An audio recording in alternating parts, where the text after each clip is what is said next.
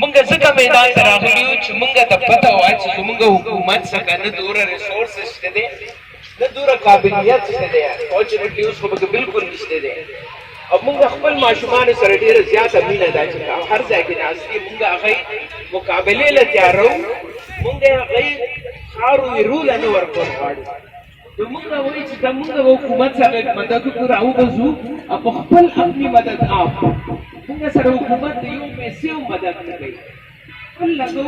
خپل محنت کوو خپل هم زور دی خپل هم سوچ دی هغوی باندې روان یو او دا دومره تعداد کې مونږ ماشومان چې هغه سنبال کړي دي اوس یو نااهله حکومت چې هغه نه ویژن شته دی نه سوچ شته دی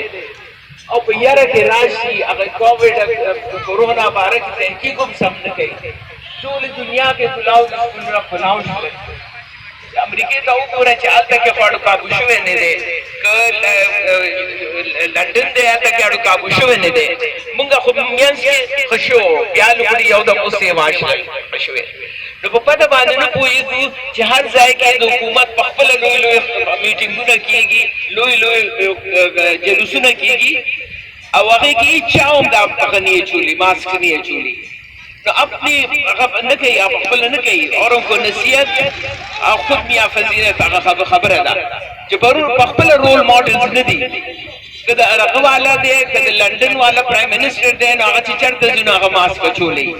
زمونږ والا چې دغه شانته ناسته که کابینټ میټینګ دی که خپل د پارټۍ میټینګ دی نو هغه دغه شانته کلاو ناست دي اوس چې ورته کورونا وشوه نو اوس یې پته نه چې هسې نمونې دپاره یو رغه کړي او که نه کړي ټول منسټران دغه شانته کلاو ګرځي نه سوشل ډسټنسینګ یې نسي مونږ خو ذموار خلک یو مونږ چې دومره ذمواري اخیستې ده د ماشومانو او د یوت نو خو زمونږ دماغ کې هغه ایجوکیشن شوی دی که نه چې ټول عمر شوی دی زما د 50 کالو نه زه د ایجوکیشنل ګیپ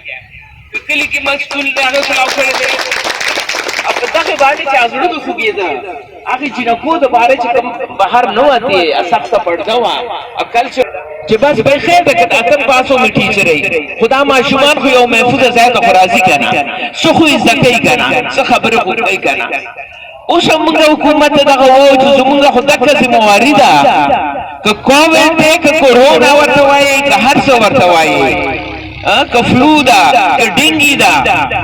نو مونږ خو صرف سبق نه ښوو مونږ صرف اے بی سی 1 2 3 نه ښوو مونږ دې باره کوم شعور ورکوو مونږ هیلث ایجوکیشن هم کوو دا مطالبه ده چې مهرباني وکئ لږ سوچ وکئ چې دا ماشومان بیا یو کال کور کې کښېني که هغه لږ ډېر مونږ څه محنت کړې هغوی څه زده کړه کړي هغه ته ټول هېرېږي